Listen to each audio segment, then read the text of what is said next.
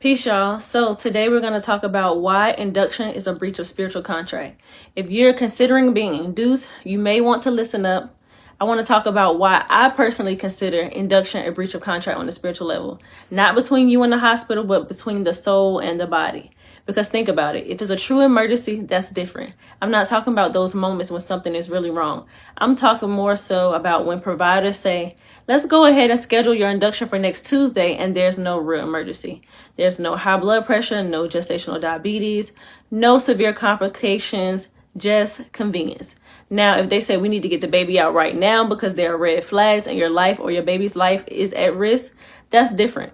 Even spiritually, that's a decision point. That baby is choosing, do I come earthside now or do I return to the spiritual realm? But most of the time, your provider might be ready, but your body is not. Your cervix isn't ready. Your womb hasn't gotten the full signal. Your baby is still receiving downloads about who they are, what their soul came here to do, and all of that matters.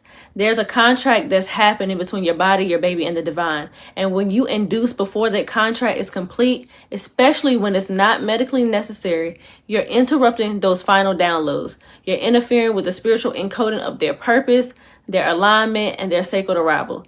That's why so many bodies and babies don't respond well to induction, because it's simply not time. And here's what happens. You start by just softening the cervix. You have Cervidil, Cytotec, the Foley Bulb, a balloon, and then the Pitocin. And it's pretty much like forcing open a car door with a crowbar instead of waiting for the keys. You're prying open something sacred and it wasn't time. The baby's heart rate may drop, your blood pressure may spike, or labor just goes on for what they consider too long with no progress, and the panic sets in and boom, C-section. Now you're recovering from a major surgery, emotionally disoriented, and wondering what just happened. And here's the thing. Full term is not 37 weeks. Some babies come at 40, 41, 42, and even 43 weeks, and they're completely healthy. That's the last stretch of pregnancy. That's when they're finishing their assignment, the lungs, the brains, the immune system, and again, the spiritual contract is being completed.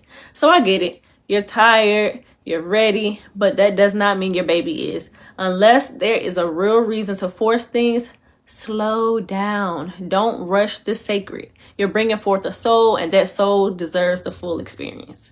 Peace.